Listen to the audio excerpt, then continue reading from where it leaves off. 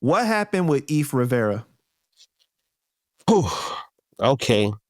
And for you guys that don't know who Eif is, he's the person, the director of Power and like all these 50 Cent shows and all that. All right. Now, once again, I was wrong for calling out Eif on that live. But you know what? I feel more bad calling out my song the way I did than Eif, because Eif is what I call a runner. He's a guy that's gonna, like, once Eif gets into position, he ain't never coming back. And that's cool. But I have to remember that Eif is not my kind and I'm not his kind. Actually, Eif is nobody's kind. Eif is a former police officer. He's an NYPD officer. You know, he was arresting our people, locking them up and things like that, being a detective, and now he's promoting, drug selling and all the stuff in Power, directing that stuff. So Eif is kind of confused in his own mind to who he really is. You understand? So my thing is, I know he doesn't really have a lot of loyalty because Cuban brought him into the game. Cuban brought him around Joe and Pun, and Cuban vouched for him and believed in his art. You understand? And the way Eif talk, he's very condescending. The messages I was getting, like even when Mice was trying to restart his career, after we got locked up, he was signed. He went to the L.A. to hang out with the game and try to get down with Black Wall Street. I heard Eif was sending messages saying, "Oh, tell Mice, yo, he got to give it up." But now, you look on social media, because Mice got some prominence now as far as in the Black Power movement and things like that. He follow him now. You understand what I'm saying?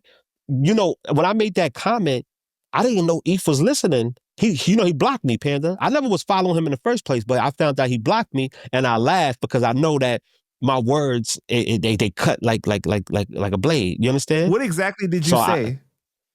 I don't like him. I think he's a divider. I think that he's fake. He's not my kind. But I should not have said that on that platform.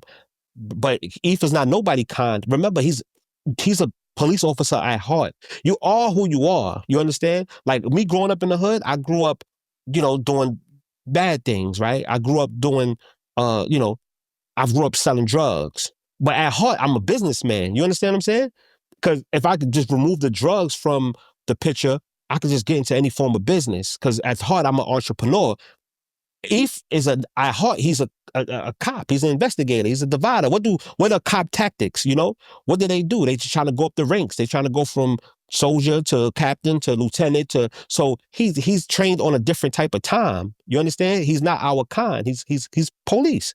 So I should have understood that. I mean, if I would have thought about who he was, I wouldn't even responded the way I did on that live, Right. So you don't care about fixing it with him or anything like that. Do you guys know mutual people? We do know mutual people, but I don't want to put them people into it. And also, sometimes, and a lot of people tell me this, I got to mind my business, How he treats someone else is probably not how he's going to treat me. You understand? But I also look at how you treat the people around you. You understand? If a guy been loyal to you, right? Hanging around you and you using him for street credibility, because Eif, he doesn't have any street credibility. Let's keep it real. Like our culture, we don't embrace cops to that type of level. But nobody knew Eif was a police officer. But it doesn't even matter because he has talent, But at heart, he's an NYPD officer. You can't do nothing around Eif. He's going to go back and, he still got cop ways in him. So if people would have known that, they probably would not have embraced him. I'm sure 50 Cent wouldn't have embraced him at that level like that. You know what I'm saying? Now it don't even matter. Eif is already in the door. He knows some few people. He shot a few videos. He shot a few mediocre videos. And some of the videos, they was out there once known artists. But, he's not like Hype Williams or nothing like that. No, he's not, But he's a good director and stuff like that. So he's doing his thing. I wish the best for him. He's just not my kind. And I don't never want to be cool with him, ever. All right, man. Well, so you working on a documentary, right? Can you tell me about it? Okay.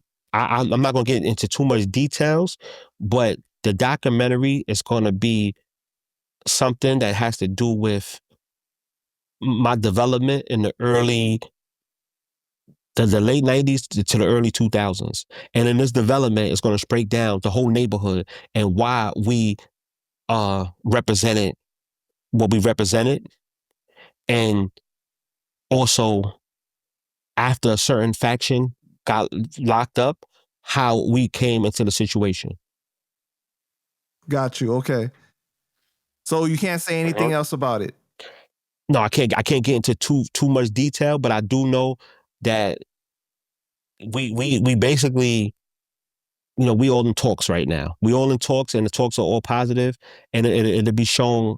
And this is not something just for YouTube. It'll be shown on a large network, and it'll be put out there. And I think people are going to enjoy it because it's a coming of age story. You know what I'm saying? And then not just me, my documentary. It's my documentary on people in my age group and why we made some of the choices that we made based off of the history from my neighborhood. Got you. Okay. All right, S, I just want to thank you for your time, man. Is there anything else you want to say to the people before we go ahead and wrap it up? All I want to say is thank y'all. I love y'all. I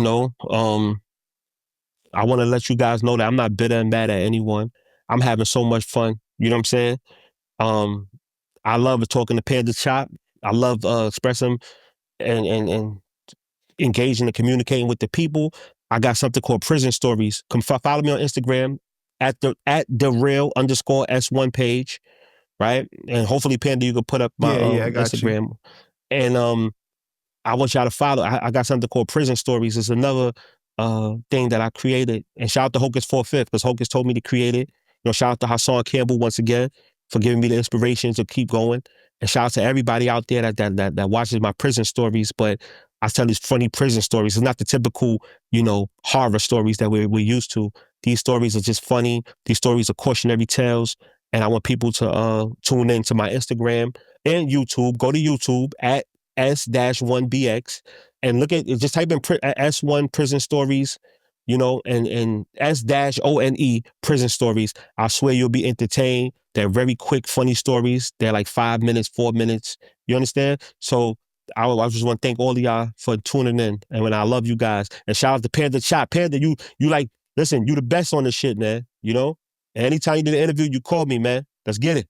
I appreciate you, man. But you know what? His YouTube channel is about to blow up too, okay? Like that is coming soon, man. It's going to be crazy. I know already. Yeah, it's here. The YouTube channel is here already. I know, but I'm saying, though, it's going to get bigger and bigger, man. I know it is. Yeah, definitely, man. Panda Shop anytime, man. We got to do this more often, man, because I'm running around this city, man. I know a lot. I know what's going on. You heard?